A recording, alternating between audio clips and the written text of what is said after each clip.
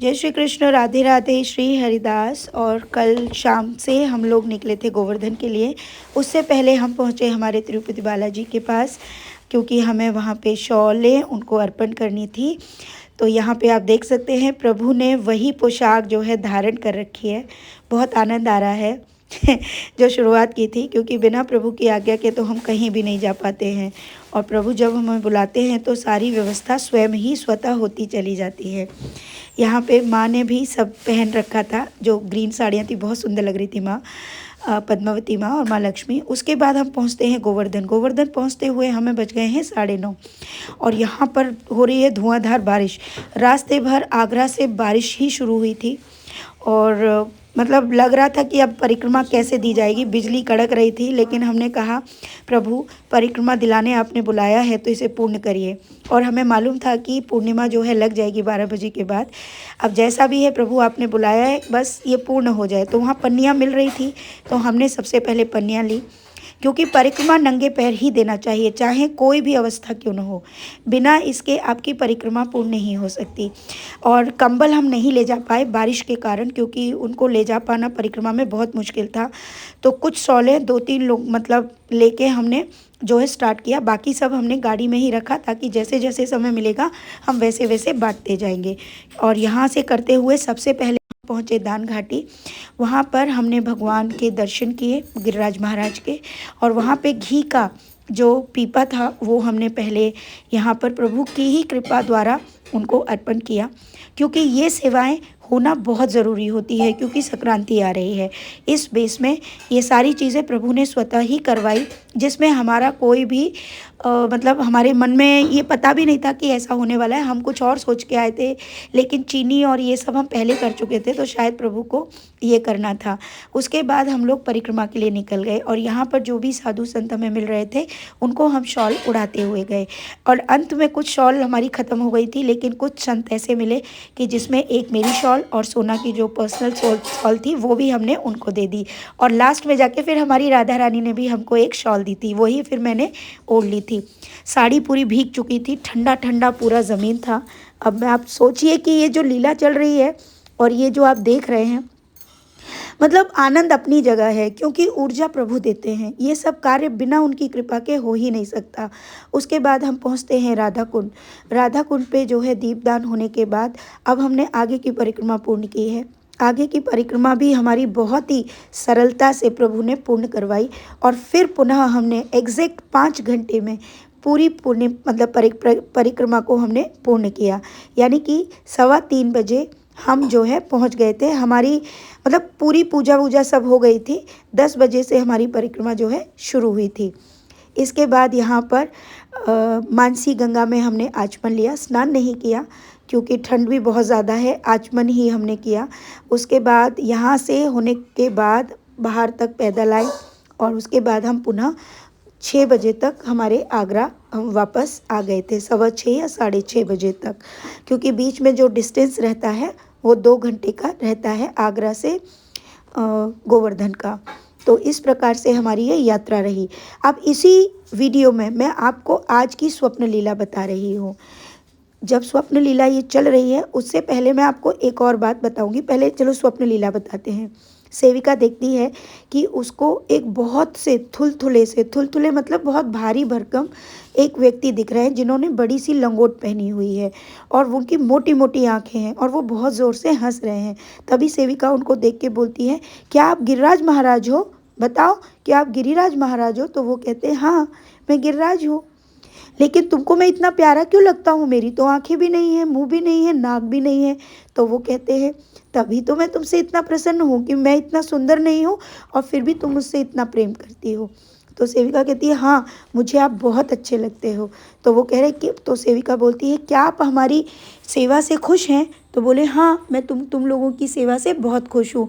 तो बोले, आपको मालूम है कल हमने आपको घी भी दिया था? तो गिरिराज महाराज कहते हैं, हाँ हाँ मुझे प्रत्येक मंदिर से एक ही आवाज़ आ रही थी, 10,000 का घी दिया है, 10,000 का घी दिया है। और तुमने ये भी कहा कि मेरे पैसे वापस दे देना। तो बोले, हाँ हम आप अगर देंगे नहीं वापस तो हम आपको डबल करके फिर कैसे देंगे? बोले, अच्छा लेकिन मैं तुम्हारी सेवाओं से बहुत प्रसन्न हूँ। तो तभी सेविका कहती है आपको मालूम है, वो देखो ये दिव्या है, ये कृष्ण की मैया है, इसको यशोदा बोलते हैं सब। तो प्रभु कहते हैं हाँ, इन्हें तो मैं बहुत समय से जानता हूँ, अब से नहीं, जन्म जन्मांतरों से मैं तुम लोगों को जानता हूँ। बोले क्या, आप हमको जन्मांतरों से जानते हैं? तो बोले हाँ। तो अच्छा आप बता सकते हैं कि पिछले जन्म में ये मेरा इससे क्या रिश्ता था?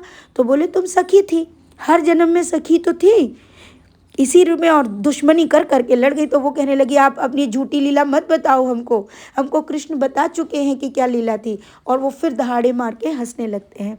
बोली लेकिन मैं एक और चीज़ जानना चाहती हूँ, आप अगर हमसे खुश हो तो आप हमें बताओ ना कि कैसे आप खुश हो। तो तभी वो बताते हैं जो मनुष्य प्योर भावना से, शुद्ध भावनाओं से गोवर्धन आता है, किसी पर कोई टोटका किया हुआ है, किसी पर कोई जादू टोना है, किसी ने किसी को कोई भी गलत वस्तु की है, वो मनुष्य अगर गोवर्धन की परिक्रमाएं लगाता है, उसके जीवन से वो सारी बाधाएं कट जाती हैं।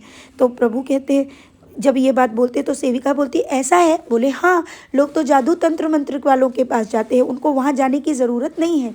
मैं अपने सभी व्रजवासियों को और सभी अपने भक्तों को यहीं पर उन सभी संकटों से दूर कर देता हूँ। तो सेविका बोलती है ये बात मैं जानती हूँ कि प्रियाजू आपको बहुत प्रेम करती है ना? तो बोले हाँ, मुझे बहुत प्रेम करती हैं वो, और तभी आप उनका हृदय भी हो ना? बोले हाँ। ये बात बोलने के बाद सेविका बोलती है तो आप बताइए ना, आप हमसे कैसे प्रसन्न? बोले कि तुम दोनों का उद्धार इसी जन्म में हो जाएगा, तुम्हारा और मतलब उन्होंने मेरा बोला। तो सेविका बोलती है सच बोल रहे हैं? बोले हाँ, मैं सच बोल रहा हूँ, अभी तुमको इसी साल 108 परिक्रमा गोवर्धन की लगानी है। तो सेविका बोली हाँ, हम ज़रूर लगाएंगे आपकी 108 परिक्रमा। बोले लेकिन भूल कर भी कोई भी गलत भाव मन में लेकर कोई भी व्यक्ति परिक्रमा ना लगाए।